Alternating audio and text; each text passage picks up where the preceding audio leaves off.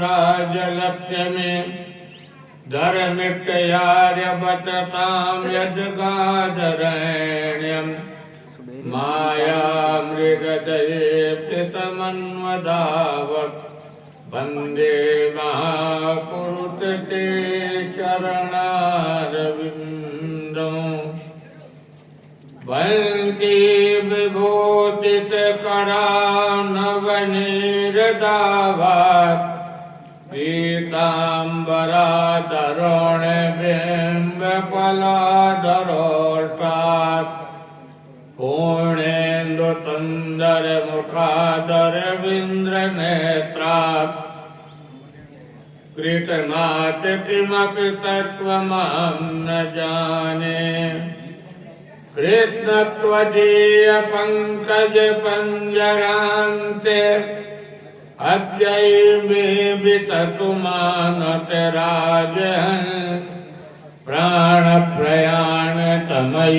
कपिवातपित्तो कण्ठावरोदनं विदवत्मरणं कुतस्ते नारायणं नमस्कृत्य नरश्चैव नरोत्तमं देवीं सरस्वतीं व्यासं ततो जयमुदीरयेत्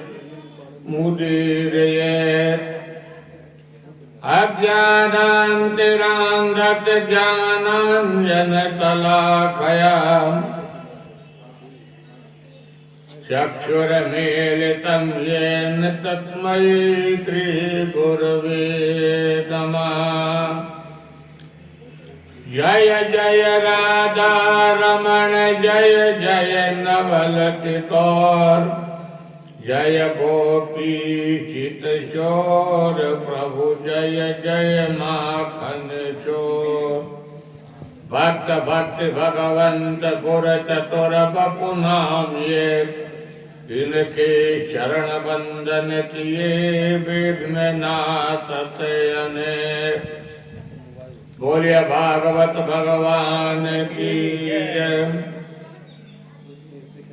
वृंदावन बिहारी लाल की जय।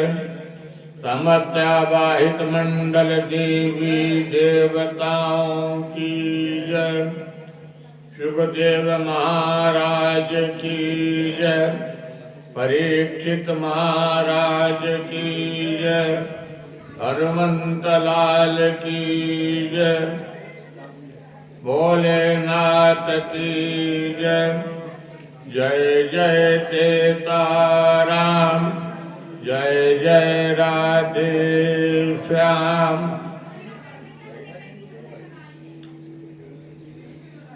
परात्पर परब्रह्म अकारण ब्रह्मालय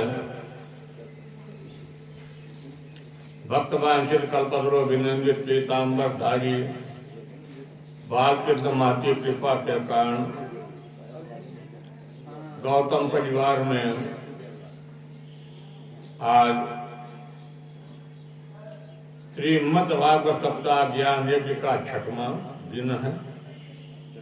भगवान की अनेक लीलाओं का वर्णन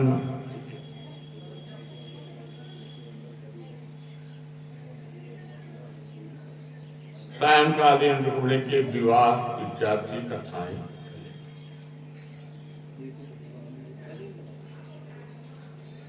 सभी लोग वृंदावन से अपनी बैलगाड़ी लेके पहुंचे हैं।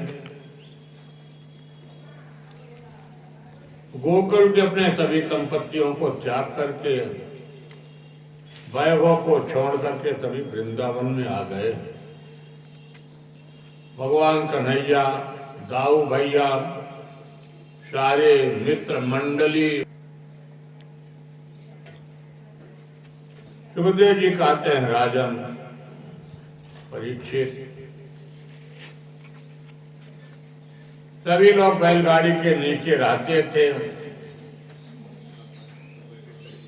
सभी की भावनाएं बड़ी पवित्र रहा करती थी। दाऊ भैया और कन्हैया भी साथ में रहा करते थे। दोनों भैया बड़े हो चुके हैं। गौ चारण के लिए अनुमति नंद जी से चाहते हैं, क्योंकि तभी वृंदावन में आ गए हैं और वृंदावन में आ करके तभी गौ चारण करना चाहते हैं, गौ को चलाना चाहते हैं। क्योंकि वृंदावन बड़ा पवित्र भूमि है। वृंदा का अर्थ होता है तुलसी का वन, उसी को कहते हैं वृंदावन। भक्त वृंदों, दूसरी बात, यहाँ पर भक्त का ही वास हो। भक्त के वास होने के कारण उसका भी नाम है वृंदावन। यहाँ पर भगवान कृष्ण वास करते हैं, अपने तका सहेलियों के साथ वास करते हैं, उसी का नाम है वृंदावन। कन्हैया बड़े प्रसन्न है। नंद बाबा के आज गाय चराने की अनुमति मिल जाती है। कार्तिक की जो गोपाष्टमी आती है उसी दिन गाय के पूजन होना चाहिए और उसी दिन गाय चराने की अनुमति मिल जाती है। सुखदेव जी कहते हैं, राजन परीक्षित, कंद का भेजा हुआ नौकर जिसका नाम था बस्तासुर, आज आप जब भगवान वृंदावन में आते हैं तो वृंदावन में बस्तासुर भी आ गया। आइया बस्तासुर बछड़ा का रूप बना के आया और बछड़ा का रूप बना करके आया। भगवान ने देखे तो भगवान ने अपने बड़े भैया कन्हैया जी सारा कर देते, दाऊ भैया ये नकली बछड़ा है।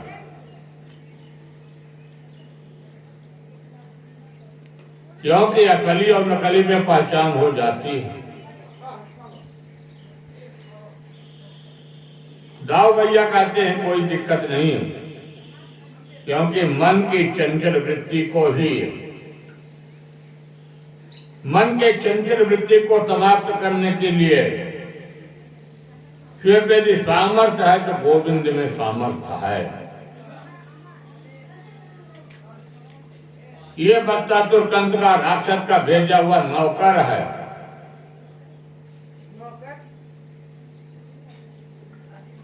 भगवान अपने दाऊ भैया की तरह का देते, भाई दाऊ भैया ये नकली बन करके आया हुआ है।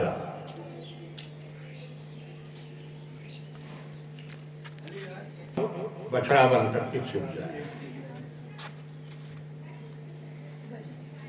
दाऊ के ऊपर देखकर लत्ती चलाने लगा, और भगवान ने कुछ देर तक तो अपनी लीला करते हैं। एक के बाद दाऊ जी के पीछे के टंगड़ी को पकड़ते हैं, 2 बार घुमा करके जमीन पर पटक दिए, उसका राम नाम खत्म हो जाता है। बस्तासुर भी मारा गया। कंद का भेजा हुआ नौकर वो भी आज मारा गया। भगवान को मारने के लिए बकुले को भी भेजते हैं। बकुला भी रूप बदल करके आया, लंबी लंबी चोंच वाला बकुला आया। ये रहते थे भगवान के गाय बछड़े सखा मित्र मंडली जाती, उसी तरह बकुला भी अपनी चोंच को फैला करके बैठ गया। भगवान को मारने के लिए आया, और भगवान ने बकुला जो बकासुर बन के आया था, बकुला बन के आया था, भगवान ने उसका भी उद्धार कर देते हैं।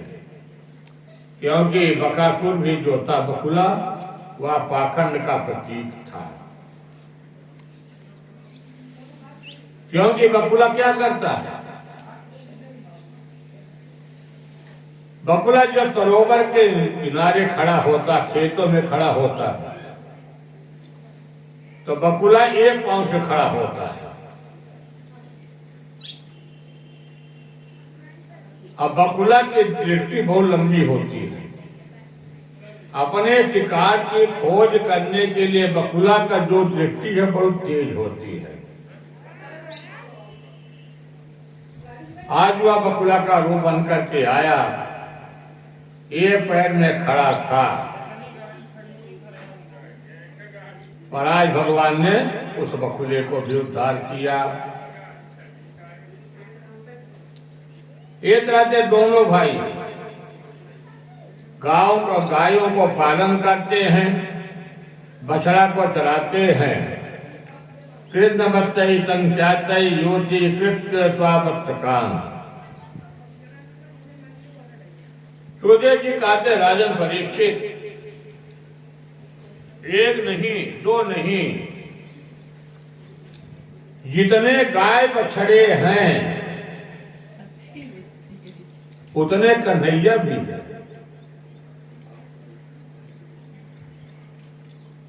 जितने गाय बछड़े उतने ही कन्हैया।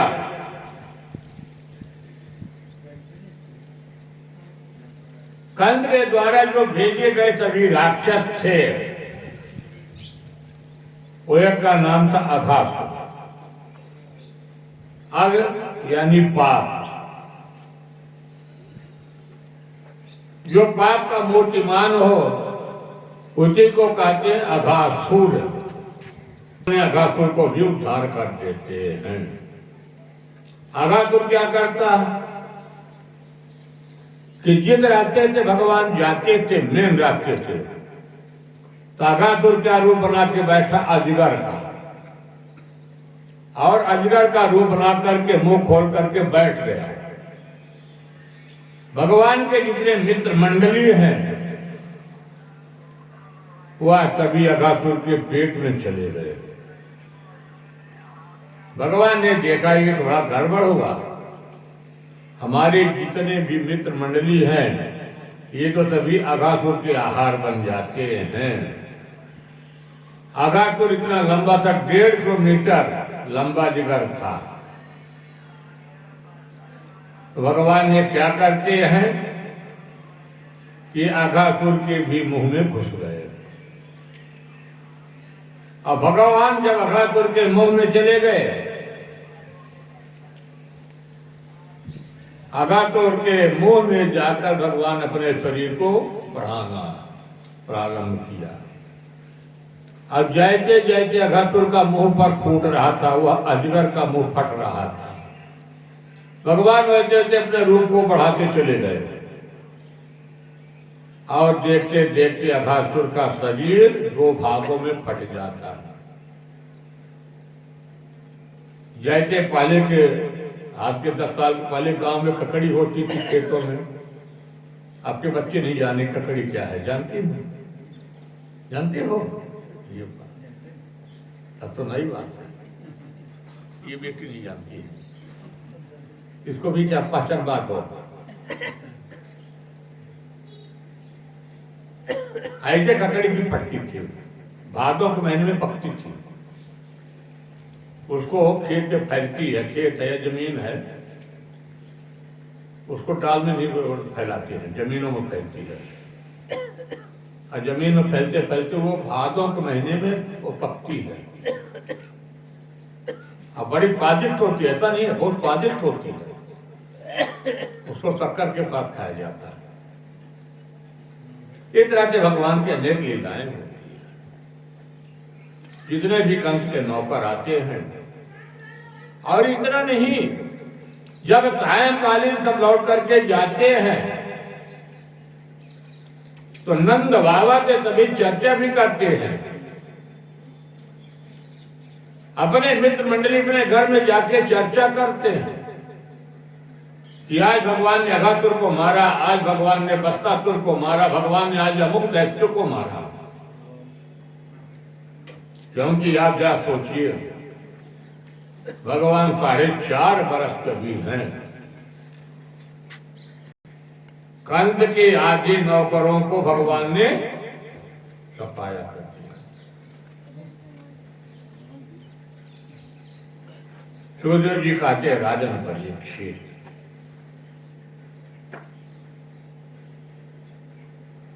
आत्मान किमत्र प्रकृतिता निवेदानयं तथा चेदवकवदिविनेत्यन्ते क्षणादनेनेति बकायुर्गनमुखं वेक्षोद्यतन्ता करतां चैर्ययो।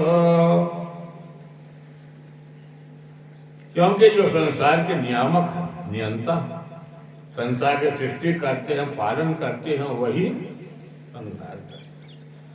भगवान ने देखा कि मेरी मित्र मंडली मेरे अधीन है और ये कंद का नौकर कितना पापी व्यक्ति कि आज हमारे सारे मित्र इस अजगर के मोह में काल कबलित हो रहे हैं। इसलिए हमारे प्रभु अघासुर के मुंह में प्रवेश किया। अघासुर जैसे मुंह बंद करना चाहा, भगवान ने अपने शरीर बढ़ा दिया, अघासुर का भी उद्धार किया।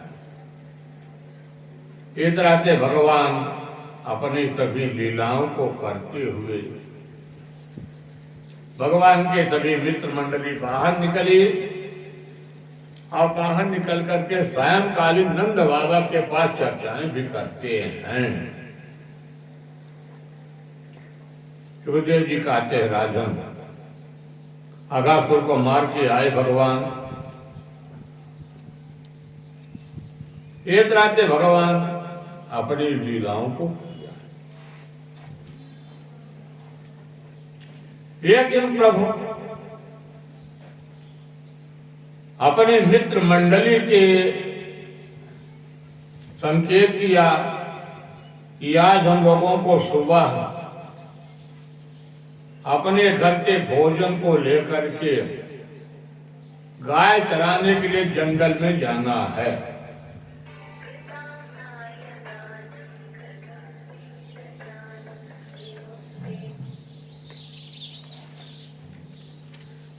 सभी मित्र मंडली कहती है अवश्य।